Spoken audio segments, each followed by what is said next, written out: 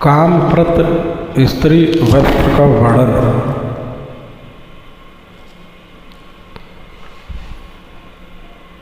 कामप्रत स्त्री व्रत का वर्णन। सुमंत मुनि बोले, राजन, जो स्त्री कार्तिक मास की दोनों पक्षों की षष्ठी और सप्तमी तिथियों में क्षमा, अहिंसा आदि नियमों का पालन कर संयत इंद्रियां रहती हैं, एक भुक्त रहती हैं एवं उपवास रखती हैं, वो दूर घी से युक्त साल अन्न श्रद्धा के साथ भगवान सूर्य को अर्पित करती हैं तथा करवीर के पुष्प घृत के साथ गोकुल निवेदित करती हैं, वह स्त्री इंद्रनील के समान सार्वकालिक विमान पर बैठकर 10 लाख वर्षों तक सूर्य लोक में आनंदमय जीवन व्यतीत करती है। सभी लोगों के भोगों को भोग कर क्रमशः इस लोक में आकर जन्म प्रकट करती है तथा अभिषिक्त पति को प्राप्त करती है। इस प्रकार वर्ष भर के सभी व्रतों की विधि समान कही गई है। एक समय भोजन उपवास का समान ही फल होता है। क्षमा, सत्य, दया, दान, शौच, इंद्रिय निद्र, सूर्य पूजा, अग्नि हवन, संतोष तथा आचौर्य व्रत, ये 10 सभी व्रतों के लिए समान धर्म है। इसी तरह मार्गशीर्ष आदि मासों में युधिष्ठिर नियमों का पालन करते हुए सूर्य की पूजा करने से अभ्युदय की प्राप्ति होती है। साथ ही सहस्रों वर्षों तक सूर्य लोक का सुख भोग कर वह नारी अंत में राजपत्नी बनती है। जो कोई भी पुरुष या स्त्री अथवा नपुंसक भक्तिपूर्वक भगवान सूर्य की उपासना करते हैं, वे सभी अपने मनोलोकों को फल प्राप्त करते हैं। भगवान सूर्य के निमित्त गृह रथ आदि के दान का महत्व। सुमंत मुनि बोले, राजन, आपने नृत्य के अनुसार मिट्टी, लकड़ी, पत्थर तथा पके हुए ईंटों से जो मठ या गृह का निर्माण कर उसे सभी उपकरणों से युक्त कर भगवान सूर्य के लिए समर्पित करता है, वह सभी कामनाओं को प्राप्त करता है। माघ मास में कद्रा रहित होकर एक भुक्त व्रत करे और मास के अंत में एक रथ का निर्माण करे, जो विचित्र वस्त्र से सुशोभित 4 श्वेत अश्व से अलंकृत श्वेत ध्वज, पताका एवं छत्र, चामर, दर्पण से युक्त उस रथ पर 2.5 सेर चावल के चूर्ण से सूर्य की प्रतिमा का निर्माण कर उसे संज्ञा देवी के साथ रथ के पिछले भाग में जहाँ रथी बैठता है वह स्थापित कर शंख, भीर आदि ध्वनियों के साथ रात्रि में राजमार्ग पर उस रथ को घुमाकर क्रमशः धीरे धीरे सूर्य मंदिर में ले जाएं। वहाँ जागरण पूजन करें तथा दीपक और दर्पण आदि से अलंकृत कर रात्रि के अतीत करें। प्रातः मधु, क्षीर, घृत से उस प्रतिमा को स्नान कराकर 3 अनाथों को अपने शक्ति के अनुसार भोजन करा के दक्षिणा दें और संवाहन से युक्त रथ भगवान को उपासकों निवेदित करें तथा अपने पंथुओं के साथ भोजन करें। मंत्र और धर्म से समन्वित अपने सभी व्रतों में श्रेष्ठ व्रत सूर्य व्रत समस्त कामनाओं को तथा अर्थ की सिद्धि के देने वाला है। सभी व्रतों के पुण्य, सभी यज्ञों के फल इसी व्रत के करने से प्राप्त होते हैं। जो भगवान सूर्य के निमित्त 1 संवत्स गौदान करता है, वह सप्तपति वसुंधरा के दान के फल प्राप्त करता है। सौर धर्म में सदाचरण का वर्णन।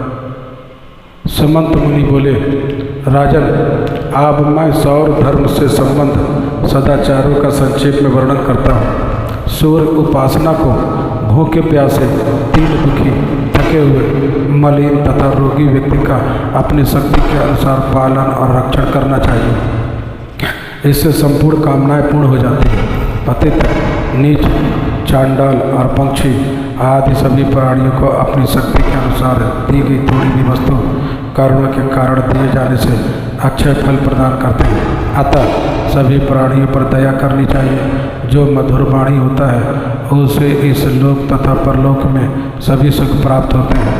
अमृत प्रवाहित करने वाली प्रिय वाणी चंदन के स्पर्श के समान शीतल होती है। धर्म से युक्त वाणी बोलने वाले को अक्षय सुख की प्राप्ति होती है। प्रिय वाणी स्वर्ग का अचल संपत्ति है। इसकी तुलना में दान पूजन अध्यापन सभी व्यर्थ। अतीत के आने पर सागर से कुशल प्रश्न करना चाहिए। यात्रा के समय आपका मार्ग मंगलमय हो, आपको सभी कार्यों के साधक सुख निवृत्ति प्राप्त हो, ऐसा कहना चाहिए। सभी समय ऐसे आशीर्वादात्मक वचन बोलना चाहिए। नमस्कारात्मक वाक्य में स्वस्ति, मंगल वचन तथा सभी कर्मों में आपका नित्य कल्याण हो, ऐसा कहना चाहिए।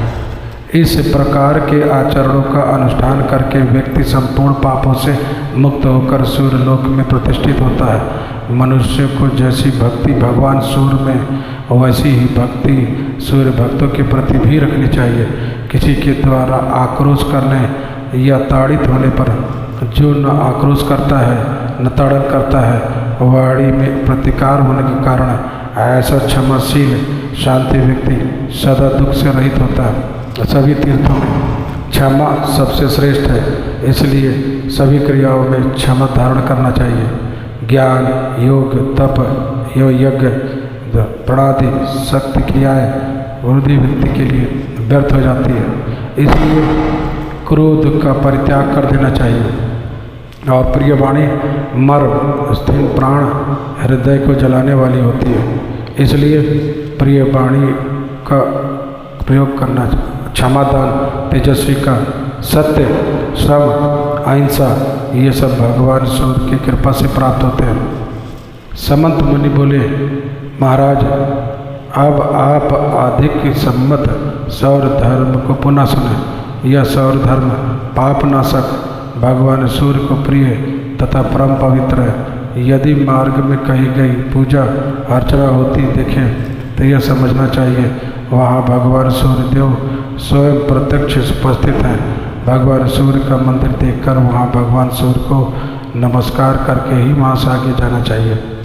देव पर्व, उत्सव, श्राद्ध तथा पुण्य दिनों में विधि पूर्वक भगवान सूर्य की पूजन करनी चाहिए। देवगण तथा पितृगण सूर्य का आश्रय करके ही स्थित है। भगवान सूर्य के प्रसन्न होने पर निसंदेह सभी प्रसन्न होते हैं। सौर धर्म के अनुष्ठान से ज्ञान प्राप्त होता है तथा उससे वैराग्य, ज्ञान और वैराग्य से संपन्न व्यक्ति की सूर्य योग में प्रवृत्ति होती है। सूर्य के योग से वह सर्वज्ञ एवं परिपूर्ण हो जाता है तथा अपनी आत्मा में अवस्थित होकर सूर्य के समान स्वर्ग में आनंद लाभ करता है। ब्रह्मचर्य, तप, मन, क्षमा तथा अल्पाहार ये तपस्वी के 5 विशिष्ट गुण हैं।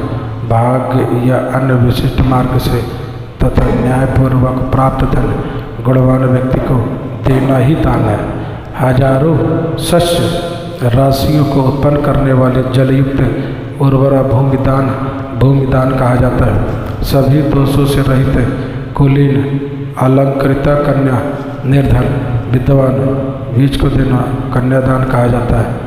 मध्यम या उत्तम नवीन वस्त्र का दान वस्त्रदान कहा जाता है।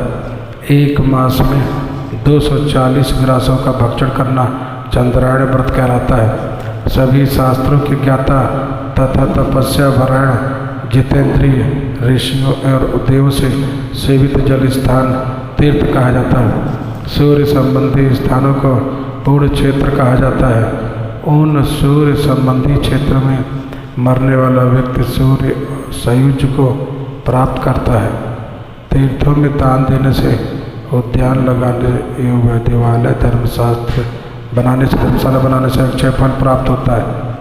क्षमा, निःस्पृहता, दया, सत्य, दान, शील, तप, अध्ययन, इन 8 अंगों से युक्त व्यक्ति श्रेष्ठ पात्र कहलाता है। भगवान सूर्य ने भक्ति, क्षमा, शक्ति, 10 इंद्रियों का विनिग्रह तथा सभी के प्रति मैत्री भाव रखना सौर धर्म है। जो भक्तिपूर्वक भविष्य पुराण लिखवाता है वह 100 कोटि युग वर्षों तक सूर्यलोक में प्रतिष्ठित होता है। जो सूर्य मंदिर का निर्माण करवाता है उसे उत्तम स्थान की प्राप्ति होती है। सौर धर्म की महिमा का वर्णन, क्रमवाकृत सूर्य स्तुति। राजा शतानिक ने कहा, ब्राह्मण श्रेष्ठ है, आप सौर धर्म का पुनः विस्तार से वर्णन करें। सुमंत मुनि बोले,